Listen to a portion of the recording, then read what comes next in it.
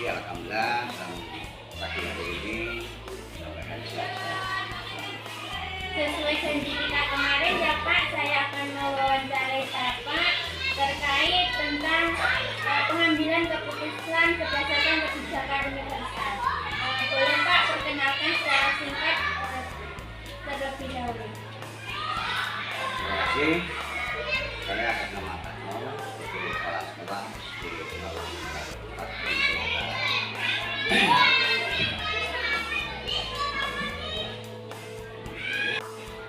Jadi begini Pak, saya ingin menanyakan bagaimana cara Bapak untuk mengidentifikasi sebuah permasalahan itu terkait kategori dilema etika atau terkait kategori rujukan moral ya Pak? Untuk mengidentifikasi tentang suatu kenyataan atau katakan permasalahan yang masyarakat itu kita harus menggunakan suatu kebijakan dasar sehingga data itu nanti akan bisa kita simpulkan merucut kepada menggali suatu permasalahan. Nah, adapun apabila ada suatu permasalahan yang mana pilihan mereka itu sebenarnya sudah benar, namun di situ ada sedikit kesenjangan, jadi bertentangan, maka solusi kita itu akan kita simpulkan, kita ambil satu kebijakan sehingga di antara mereka itu tidak ada sakit hati atau kecewa, sehingga kalau permasalahan bisa diterima di antara kedua pihak. Baiklah, untuk pertanyaan kedua, bagaimana caranya untuk memutuskan sebuah permasalahan apabila permasalahan tersebut itu benar-benar sama-sama benar gitu Pak? Nah, dari suatu faktanya atau dari suatu permasalahan, dari identifikasi semua sudah kita kumpulkan, dan dari kedua belah itu sudah mengakuinya dan dia sudah bisa menerimanya bahwa suatu permasalahan itu dinyatakan benar apabila mereka itu sudah sama-sama mengakui atas suatu kebijakan-kebijakan yang mereka lakukan itu, sehingga mereka sama-sama menerima suatu keputusan. Namun apabila kedua belah pihak itu belum bisa menerima atas suatu permasalahan yang terjadi, maka bisa suatu permasalahan itu kita katakan benar atau salah, sehingga kita sulit untuk menentukan memastikan poin yang benar dan yang salah, dan kita mencari suatu solusi bagaimana yang sebelumnya.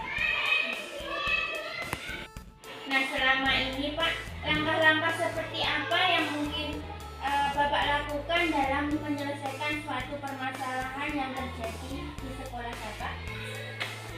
Satu langkah-langkah yang harus kita persiapkan dalam menyelesaikan suatu masalah, yaitu pertama kita adalah mempunyai satu trik pertama, memanggil orang yang bisa kita katakan menjadi satu kasus, dan itu kita mintai suatu kejujurannya, keikhlasannya untuk bisa menyampaikan suatu perbuatannya sehingga dia nanti bisa menerima secara objektif.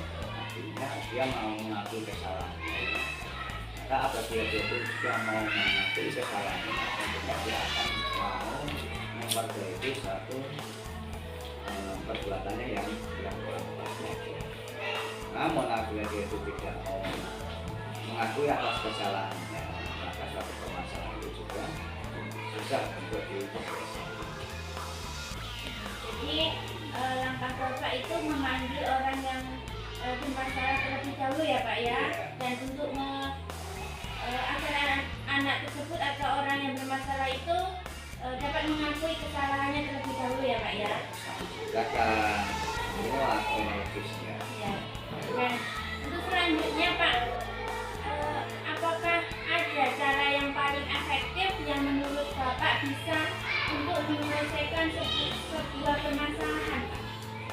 Ada kuncinya, yaitu kita menyadari bahwa kita manusia itu tidak lepas dari kekuatan, dan kita harus mau apa itu saya katakan menanggung malu kita. Itu dengan karena kita mau jujur. Bila kita mau jujur, kita mau menceritakan kronologis yang sebenarnya, maka suatu kasus itu akan kita selesaikan secara tepat dan sopan. Namun apabila dia itu nggak memiliki rasa malu dan yang mempertahankan egonya, maka penyelesaian kasus itu akan susah dan bahkan tidak akan terselesaikan. Kenapa? Karena si pelaku tidak mau mengakui kesalahannya dan dia tidak mau secara transparan terbuka untuk menceritakan atau bagaimana kronologisnya. Berarti cara yang efektif ya Pak ya. Berarti Bapak itu membuat pelaku itu menyadari kesalahannya ya Pak ya. Jadi untuk selanjutnya Pak, hal apa saja yang selama ini mungkin Bapak mengalami suatu tantangan dalam menyelesaikan suatu permasalahan di sekolah Bapak? Mungkin salah satu ada Pak. Suatu kesulitan dalam menyelesaikan suatu kasus yang terjadi di suatu sekolah. Contoh, anak kita karena ya pergaulan lingkungan, terus alat komunikasi dan sebagainya, sehingga mental anak itu semakin tidak terarah. Artinya anak itu sudah berani mempertahankan egonya, dia malu mengakui permasalahannya, sehingga anak itu tidak mau jujur, tidak mau menceritakan kronologi yang benarnya, maka kita sulit untuk mengambil satu kesimpulan, sulit untuk menyelesaikan masalah atau kasus itu. Siapa yang benar dan siapa yang salah kita tidak bisa menyampaikan secara benar. Karena apa? Karena anak sendiri tidak mau menceritakan kronologis yang sebenarnya. Jadi tantangan yang Bapak hadapi itu karena anak sekarang itu sudah kurang ya Pak kejujurannya ya Pak, seperti itu ya Pak ya. Kemudian Pak, dalam penyelesaian masalah ini apakah ada jadwal tertentu atau langsung diselesaikan saat permasalahan itu terjadi Pak? Kita kembali lagi ke karena kasus tadi. Nah, apabila anak itu mau jujur, transparan, maka tidak perlu kita buat suatu program atau jadwal. Artinya suatu permasalahan itu cepat kita selesaikan secara kekeluargaan. Dan kita mengingatkan juga kepada anak itu supaya tidak mengulangi perbuatan. Namun apabila suatu permasalahan itu bisa kita katakan sulit dan kita perlu membuat suatu program tindak lanjut yang selanjutnya, apabila anak itu atau anak yang mengalami kasus itu dia tidak mau menceritakan kronologisnya, jika dia selalu berbelit-belit, maka kita akan kesusahan dalam menyelesaikan masalah. Maka perlu kita tindak lanjuti untuk hari-hari berikutnya, atau perlu kita programkan kapan kira-kira anak itu mau kita panggil lagi dan dia mau menyadari atas semua perbuatannya. Jadi untuk permasalahan yang bisa diselesaikan saat itu, Bapak selesaikan saat itu, dan apabila ada yang belum bisa diselesaikan akan dijadwalkan untuk hari yang sudah ditentukan ya Pak ya. Dan kemudian Pak, adakah faktor-faktor yang mempermudah Bapak dalam menyelesaikan permasalahan yang ada di sekolah Bapak? Satu faktor-faktor yang mendukung dalam atau mempermudah penyelesaian masalah itu kuncinya lari lagi ke apa itu orang tersebut.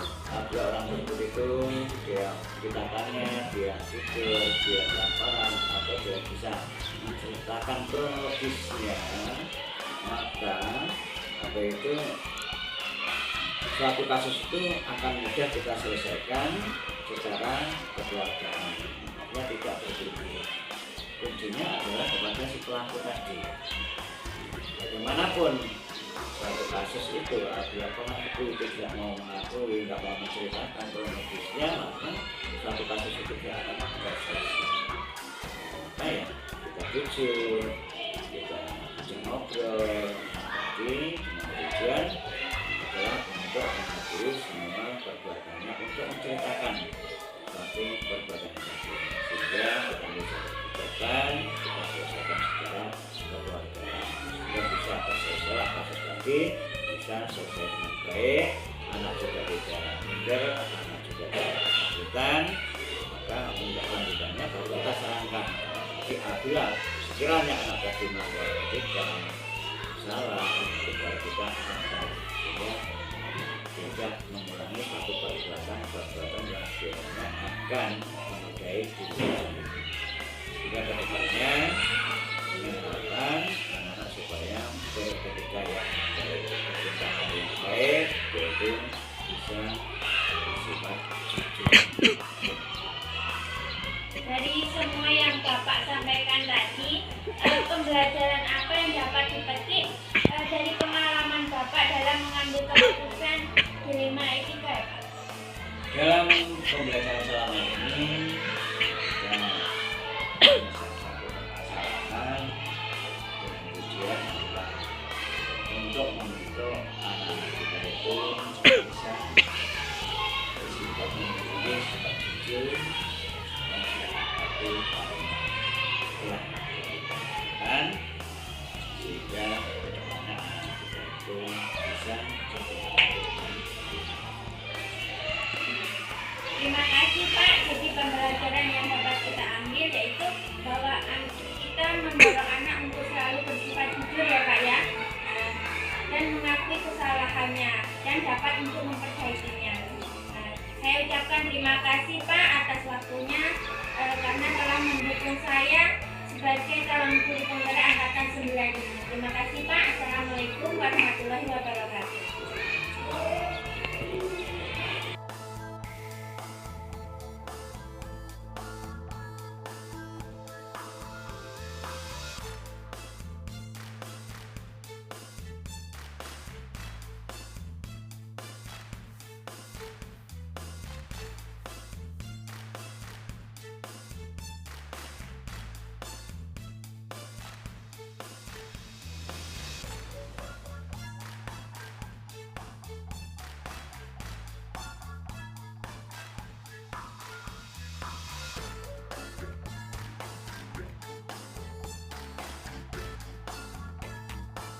Pak, selamat siang Pak.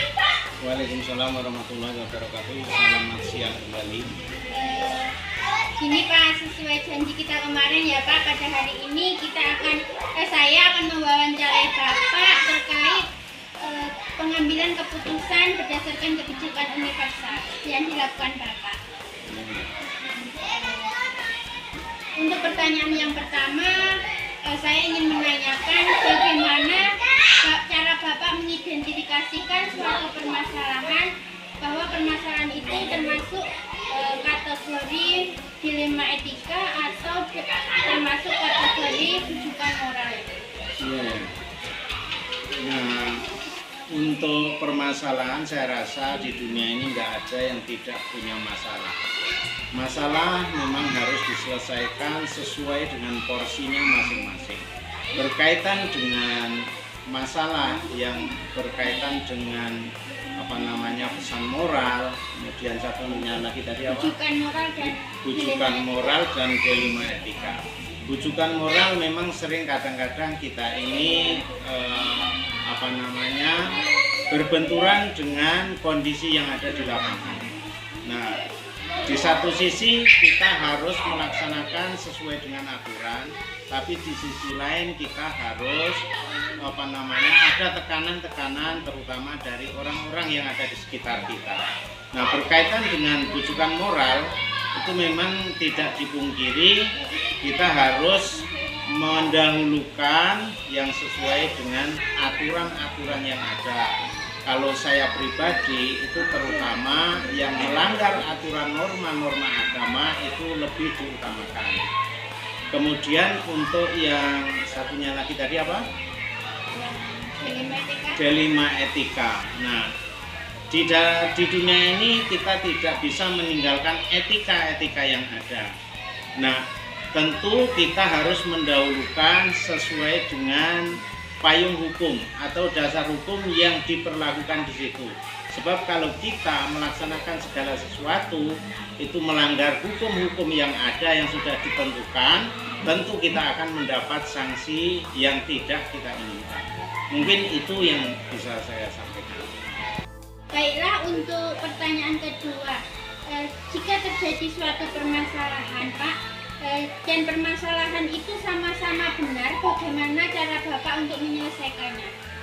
Kalau permasalahan itu sama-sama benar, di antara yang benar tentu ada yang lebih benar. Nah, itu yang harus lebih diutamakan.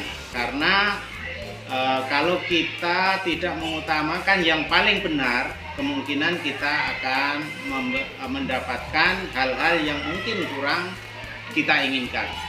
Selama ini Pak, bagaimana cara Bapak untuk menyelesaikan permasalahan yang Bapak hadapi? Misalnya langkah-langkah seperti apa gitu Pak?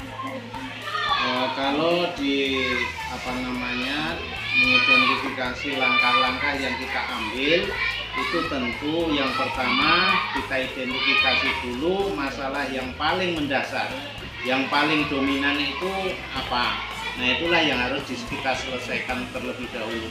Kemudian baru berikutnya mungkin masalah-masalah yang lebih ringan.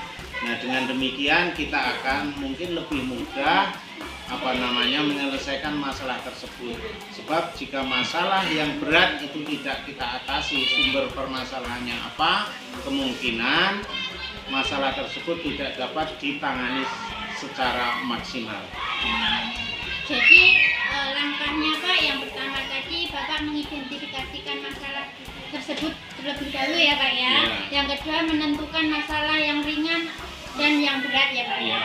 Nah, selanjutnya Pak, apakah dari cara-cara Bapak tadi adakah cara yang efektif yang digunakan untuk menyelesaikan suatu permasalahan Pak?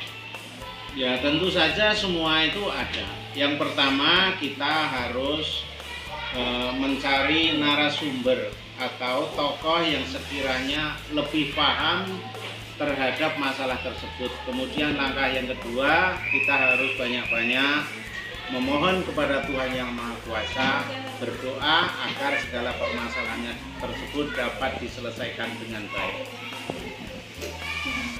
Ya, berarti kita mencari orang yang lebih paham dengan permasalahan tersebut ya Pak ya. Terus selain itu kita juga harus berdoa ya Pak dalam menyelesaikan permasalahan yang ada. Terus selanjutnya Pak, selama ini mungkin dalam menyelesaikan permasalahan itu ada tantangan Pak. Kira-kira tantangan seperti apa yang Bapak dapatkan dalam menyelesaikan masalah? Ya, semuanya tidak ada yang tidak ada kendala. Tapi bukan berarti segala kendala itu tidak bisa dilewati atau tidak bisa diselesaikan. Karena di dunia ini sifatnya adalah SMS.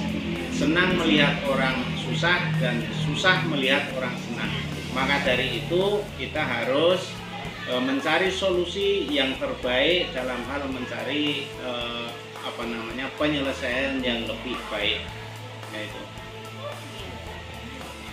penyelesaian masalah itu, apakah Bapak mempunyai jadwal tersendiri dalam menyelesaikan masalah? Misalnya masalah itu terjadi sekarang atau diselesaikan hari ini juga atau hari berikutnya Pak? Untuk menjadwal itu kan memang kalau diagendakan atau dijadwal itu memang lebih baik. Maka segala sesuatu itu kalau direncanakan dengan baik, kemungkinan hasilnya akan lebih baik. Dalam hal ini untuk penjadwalan, nah itu tentu kita sesuai dengan identifikasi tadi, mana yang perlu didahulukan itu tentu harus dilaksanakan yang lebih dahulu, kemudian baru berikutnya yang lebih ringan, kemudian yang lebih ringan. Dengan cara seperti itu mungkin segala permasalahan akan dapat diselesaikan dengan baik. Jadi terkait dengan penjadwalan tadi tidak ada ya Pak ya? Jadi kalau dapat permasalahan yang ringan, mungkin Bapak akan menyelesaikannya segera ya Pak ya? Dari semua yang Bapak sampaikan tadi, pembelajaran apa yang dapat dipetik dari